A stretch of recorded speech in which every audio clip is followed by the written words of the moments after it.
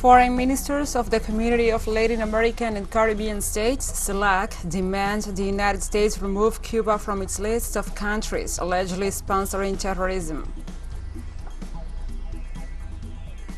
Russia successfully completed a series of exercises of land, sea, and air strategic deterrence forces, including the launch, ballistic, and cruise missiles.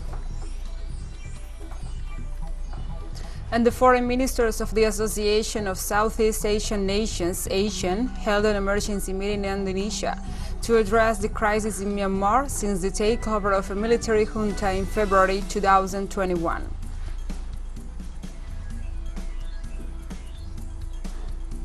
From the headquarters of TeleSUR English in Havana, Cuba, this is From the South.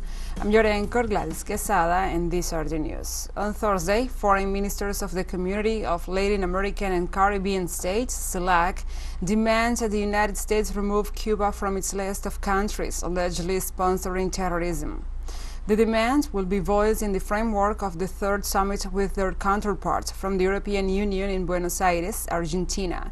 In his Twitter account, Cuba's foreign minister had announced Wednesday that the 23rd Celac meeting of foreign ministers had also called for an end to the U.S. economic blockade on Cuba, for it damages the welfare of the Cuban people.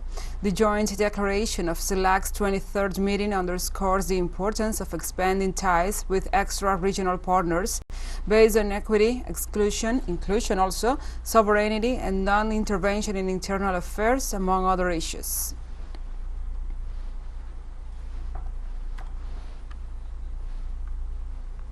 In America, to reflect. I do not want democracy to be disrespected anywhere.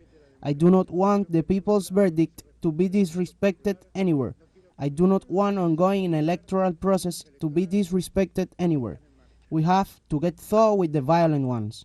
We have to get real through with the hateful ones. There is no more room to continue suffering. It is time for us to start thinking about the future. We have a lot of what the world needs. Argentinian President Alberto Fernandez pointed the world that has lived bad due to the bipolar political point of views. Has lived badly for several years due to a bipolarity between two powers, and what we must not allow is that a new bipolarity to be installed in the world.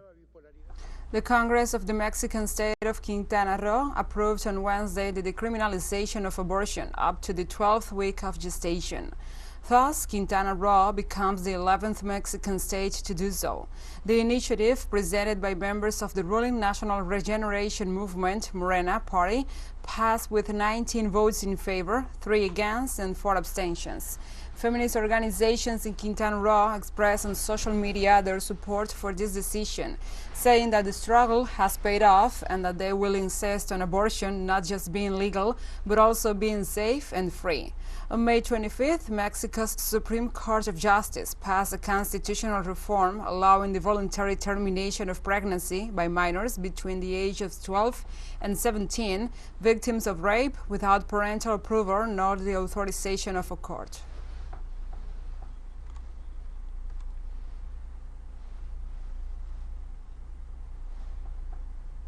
The Organization of Salvadoran Women for Peace, or MUSA, reported on Wednesday that 1,801 acts of violence against women have been documented from January to October 25, 2022, including 65 couple femicides. According to MUSA, 52% of the total number of femicides were reported in the departments of San Salvador, La Libertad, and Santa Ana, and 50% of victims were 16 to 35 years of age. The report does not provide much information on the perpetrators because, in most cases, they can't possibly make an identification and the cases remain unsolved. Another MUSA report says that on average, 18 cases of sexual violence against women are reported daily, and that 72% of those are perpetrated against girls and adolescents.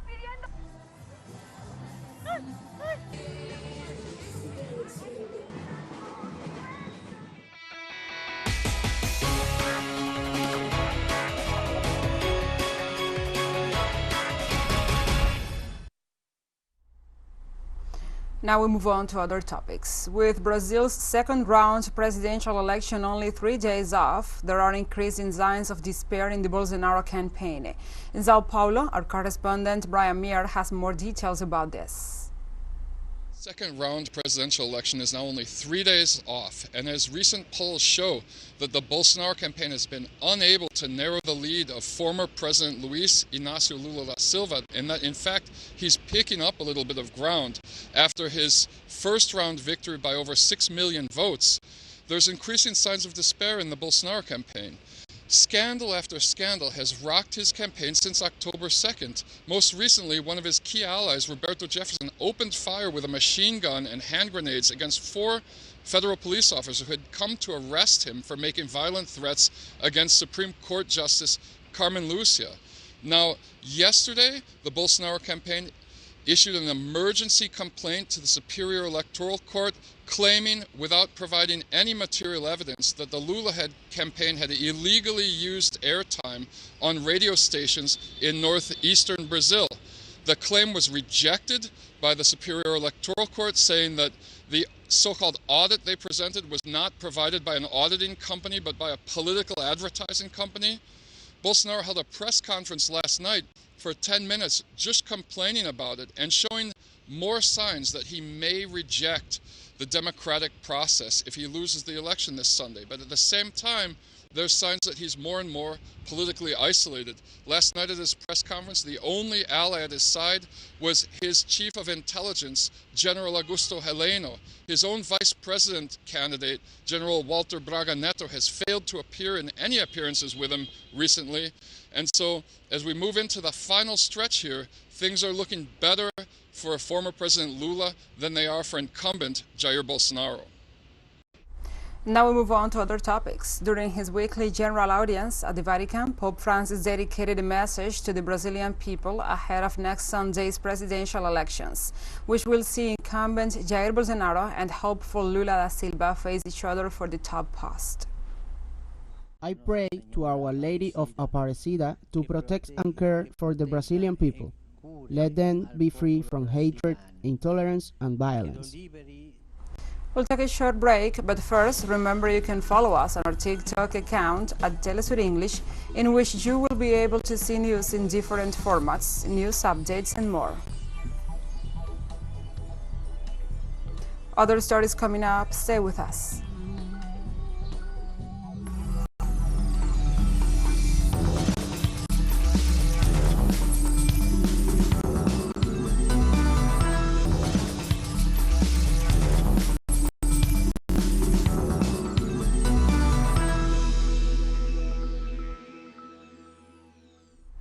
Welcome back to From the South. Tourism around the Mediterranean Sea is booming. That is the case of Greece, which is on the course to break its annual record haul from tourism. Helped by a strong United States dollar and European increase in demand to go on vacation, it is a stronger comeback for the pandemic slump than many expected. It was luxury vacations, especially island hopping on yachts, that fared best in Greece in 2022. Week-long holiday trips around islands of the Aegean were in demand all summer. A blessing for Europe's southern economies, the rebound is also easing the continent's tilt toward recession, brought on by rocketing energy prices, the conflict in Ukraine, and enduring disruptions caused by the pandemic. People after COVID, after 2 years of frustration and probably, putting some money aside, they decided, they should have vacation, and I think the income or the budgets that they were willing to spend rose. So that also brought, let's say, more quality guests to Greece, and people asking for something more than just an all-inclusive experience, and this helped Greece a lot. The European Union on Thursday moved to tighten laws governing the trade and transport of guns to help keep illicit firearms out of the hands of criminal gangs. This is an urgent regulation that we have adopted today in the Commission, and I hope that the co-legislators will swiftly adopt it. It's urgent because we see from the Europol SOCTA report that the organized criminal groups are being more and more violent and that the violence is being more and more deadly. This is a threat towards our security, to our safety. This is a threat towards society, and we have to address these illicit firearms. On Thursday, the Israeli government ratified the maritime border demarcation agreement with Lebanon. President Michel Aoun signed the historic agreement at the presidential palace in the suburbs of Beirut. The approval by the Israeli executive marks the last step before the signing of the pact by the acting Lebanese Prime Minister Yair Lapid. The negotiations between the two countries, which do not maintain diplomatic relations, were mediated by the U.S. representative Amos Hochstein. Later, representatives of both governments will move to the border town of Nakura, on the Lebanese side, which houses the headquarters of the United Nations Interim Force in Lebanon, to sign the pact.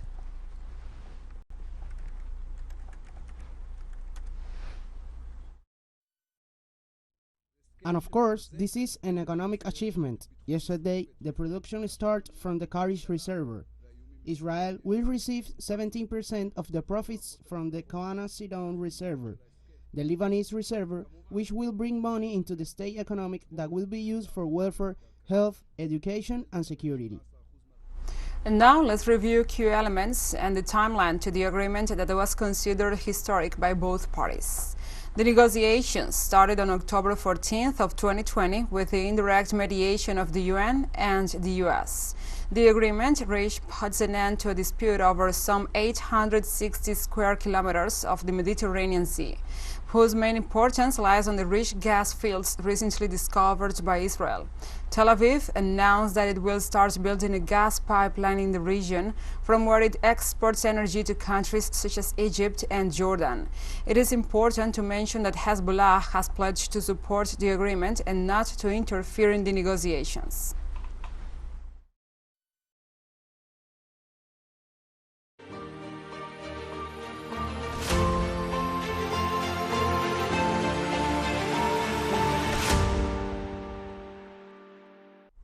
And now we move on to other topics. Russia successfully completed a series of exercises of land, sea, and air strategic deterrent forces. The drills also included ballistic and cruise missile launches. The Russian Defense Minister, Sergei Shoigu, explained that it was a simulation of a nuclear attack in response to an adversary's advance. The activity tested the level of preparedness of the military command and the skills of the management and operational personnel, according to an agency statement. The note from Shoigu welcomed the fact that the tasks planned during the training of the strategic deterrence forces were completed in full and all missiles reached their targets, which confirms the specified characteristics. The Kremlin specified that its nuclear doctrine provides only 4 countermeasures aimed at preventing the destruction of Russia using direct nuclear attacks or other types of weapons.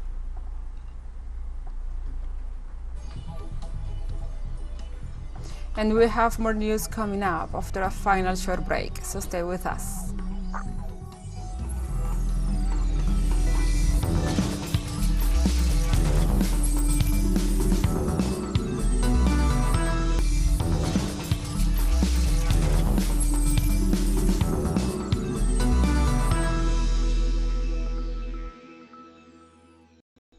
Welcome back to From the South.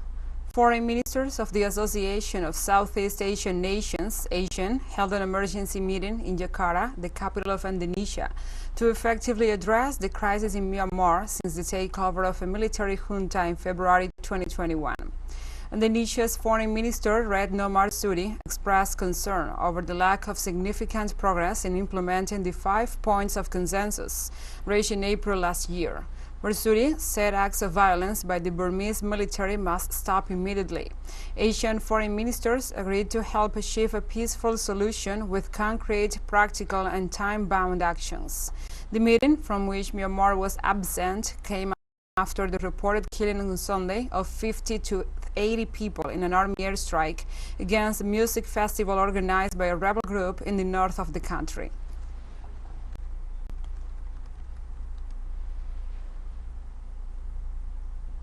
And the range of products on offer is expanding at coffee shops across China, where the market scale of the coffee industry is expected to hit over $138 billion by 2025.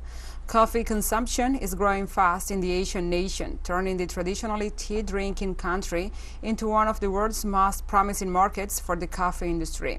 Coffee shops in big cities like Beijing and Shanghai have been adapting to local tastes, especially among younger consumers, and including more blended coffee drinks with new ingredients such as ice creams, oat milk, and even vegetables and fruit. Along with the surge in coffee consumption through online orders, the number of offline stores is also increasing fast in China, with customers enjoying the opportunity to socialize, read, or work in a comfortable environment with great coffee.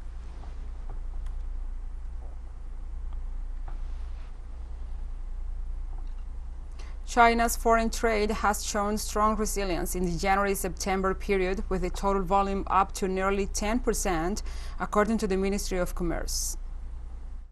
In the first 3 quarters of this year, China's import and export volume reached 31.1 trillion yuan, about $4.3 trillion US dollars, an increase of 9.9% over last year.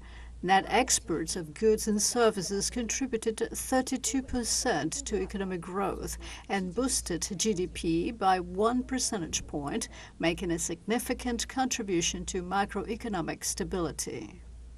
South Korea held an anti-terror exercises on Thursday in Goyan as part of the country's annual national security drills. Approximately 300 people from 7 governmental agencies, including the country's police department, the Coast Guard, Defense Ministry, Fire Department, and Intelligence Agency, took part in the exercise. Prime Minister Han Duck-seo reminded participating agencies that protecting the people is the country's first and foremost duty. The nationwide civil defense drills aim at assessing the nation's crisis management and the emergency preparedness amid missile threats, as well as chemical, drone, explosion, and fire attacks.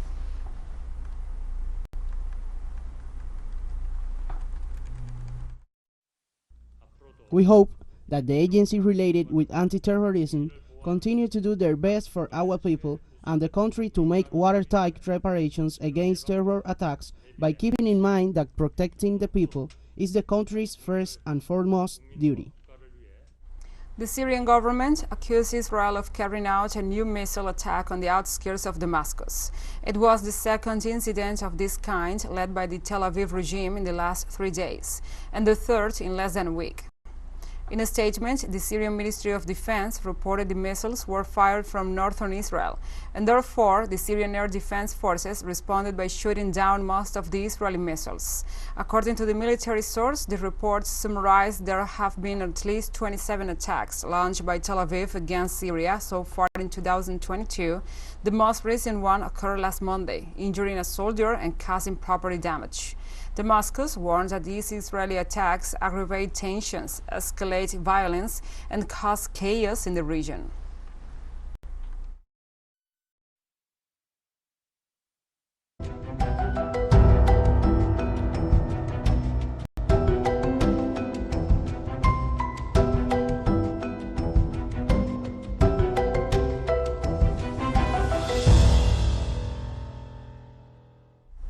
Now we address other topics. As the United Nations released its emissions gap report, its Secretary General Antonio Guterres emphasized that commitments to the net zero are worth nothing without the plans, policies, and actions to back it up.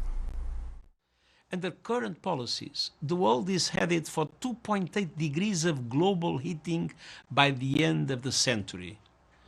In other words, we are headed for a global catastrophe. The emissions gap is a byproduct of a commitments gap, a promise gap, and an action gap. And that gap must be filled, starting with COP27 in Egypt. On Wednesday, Dominican Republic's Emergency Operations Center reduced the list of provinces under green alert due to the rains associated with a tropical wave affecting the country. For Thursday morning, Dominican meteorologists expect the rains to decrease. and the clouds to begin to disperse, and for the afternoon they expect occasional showers and thunderous showers in areas of the east, southeast, the central mountain range, and in the border area with Haiti. They also forecast other events linked to an area of low pressure in the central Caribbean, with little chance of evolving into a cyclone in the next 48 hours, which, due to its location and current movement, does not pose any danger to the Dominican Republic.